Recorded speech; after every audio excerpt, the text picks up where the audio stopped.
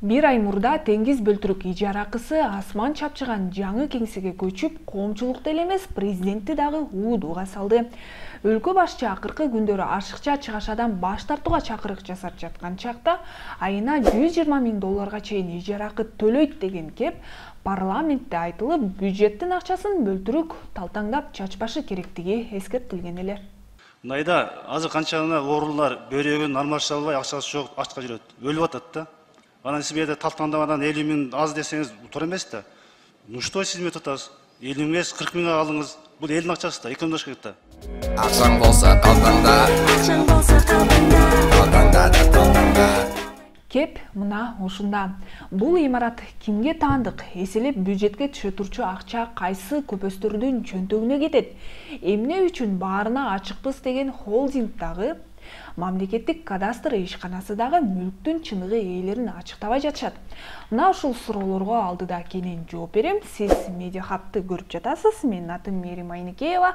Каналга катталып, комментарий жазып, видео менен бөлүшүңүз. Алгач арендасы асманды чапчыган бул имараттын тарыхы жана сому тууралуу кыскача айтып берсем. 2017 жылга чейин бул жерде бак-дарактар өсүп турчу. Курулуш 2017 жылы башталып, 2020 жылы эксплуатацияга берилген. 8 кабаттуу ак түстөгү имарат ак үйдүн жанында жайгашкан. Аянты 1,5 гектарга чукулдайт. Көргөн көзгө дароо кымбат баалуу экени көрүнөт. Кеңселер А класс үлгүсүндө. Бардык заманбап шарттары бар. Интернеттеги ижара берүүчүлөр 1 чарчы метрине болгон баа айына 25 доллардан турат деп билдиришти. Булардын баасы менен эсептей турган болсок, Кумтөрдүн сайтында жазылган 5000 чарчы метр айына 125 000 долларды чапчыйт. Сом менен эсептегенде 10 миллион сомдон ашат.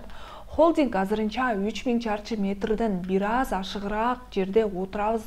Ижара акысын чарчы метрине болгон баа 17 доллардан ашпайт деп ишендирүүдө. Ошондо деле айына 4 миллион сомдон ашык төлөнүп берилет.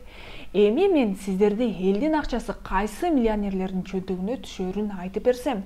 Мурдагы өкмөт башчы Мухаммедкалый Абылгазиев кармалган учурда улуттук коопсуздук кызматы ага тийиштүү деген мүлктөрдүн сүрөттөрүн жарыялаган эле. Анда ушул имарат дагы көрсөтүлгөн болчу. Кумтөрчүлөр кайерге көчөрү билинген соң активист Атай Бейшенбек муну эстеп чыкты.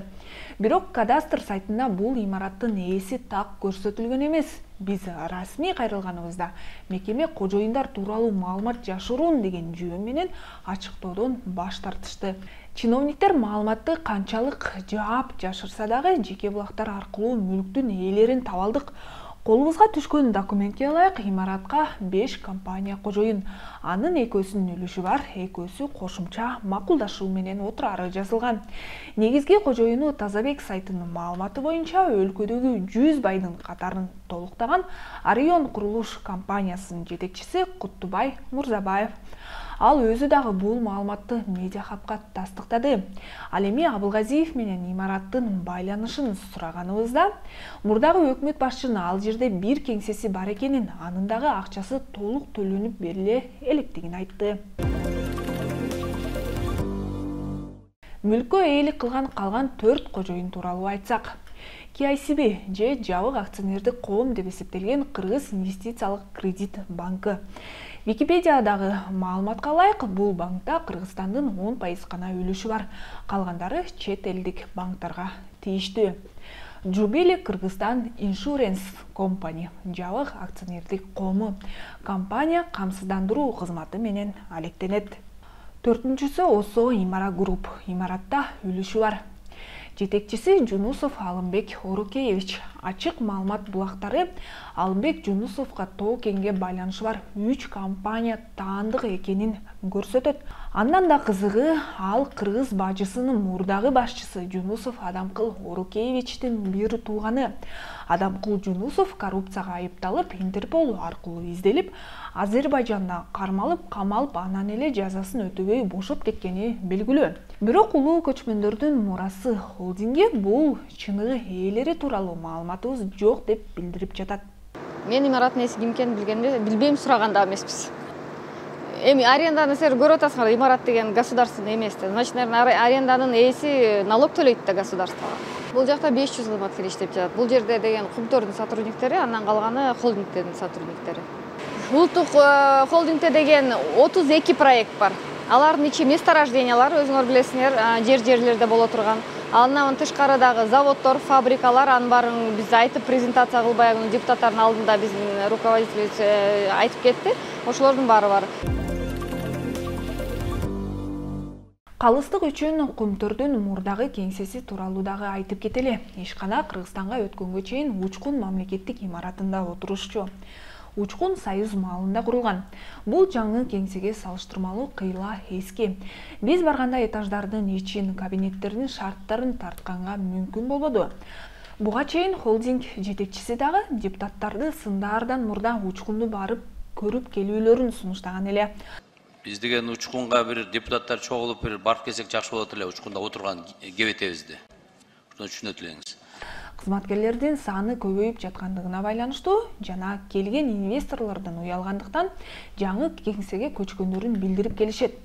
Кумтор берген маалыматка ылайык Учкунга ижара акы үчүн айына $30,000 төлөнчү. Жаңы кеңсеге Бөлтүрүк өзү билип эле көч баштаган, бирок Бөлтүрүк мындай сарамжал эмес иши үчүн тек гана эскертүү менен гана кутулган. Бир ай мурда бул окуя боюнча президент Садыр Жапаровдун тапшырмасы менен териштирүү жүрүп, Теңиз Бөлтүрүккө макулдашылбаган чечими үчүн эскертүү берилген. Улуу көчмөндөр мурасына жаңы холдинг салуу үчүн Бишкектин түштүк тарабынан жер бөлүнүп берилген. Айтылган жаңы кеңсе качан курулат? Түштүк тарапка курулат? Эми ушул жылдын аягына чейин деп аракет жасап атышат. Азыркы бийлик демейде жаңы курулуштарга капсула салганга маш, бирок алардын канчо бүт көрүлгөнү белгисиз. Ал эми Кумторчулордун болочок имаратына али күнчө капсула салына элек. Демек, жыл аягына чейин салынып бүтөрү күмөн жаратат. Бул Кумтордун айланасында биринчи эле ууду кеп эмес. Буга чейин дагы Бөлтүрүктүн ар кандай иш-чараларга демөөрчү болуп жатканы, ал акчалар бюджеттин акчасынан кетип жатканы айтылып, катуу сындар берилген болчу. Мындан улам президент 10 майда социалдык баракчалары аркылуу Кумтордун 1 жылдык эсеби жана ишмердүүлүгү тууралуу эсеп палатасы текшерип, 2 айдан кийин текшерүүнүн жыйынтыгы чыгары айтылган. Андан бери 2 айдан ашуун убакыт өттү. Жыйынтыгы айтыла элек. Биз эсеп палатасына чалып, бул тууралуу дагы маалымат алууга аракет кылдык, бирок майнап болбоду. Бир жагынан чет өлкөлөр берген карызын доолап, бербесе Кытай сыяктуулар өлкөдөгү стратегиялык объектилерди алып коет экен деп турган чакта, жумушсуздуктун айынан элде жапырт миграция күчөп турган чакта, бюджетке түшө турчу акчадан айына эселеп миллиондорду чапчыган кеңсенин кереги бар беле. Сиз Медиахаб каналында болдуңуз. Сиздер менен мен Мээрим Айникеева болдум. Биздин каналга катталып, комментарий жазып, видео менен бөлүшүңүз. Көрүшкөнчө.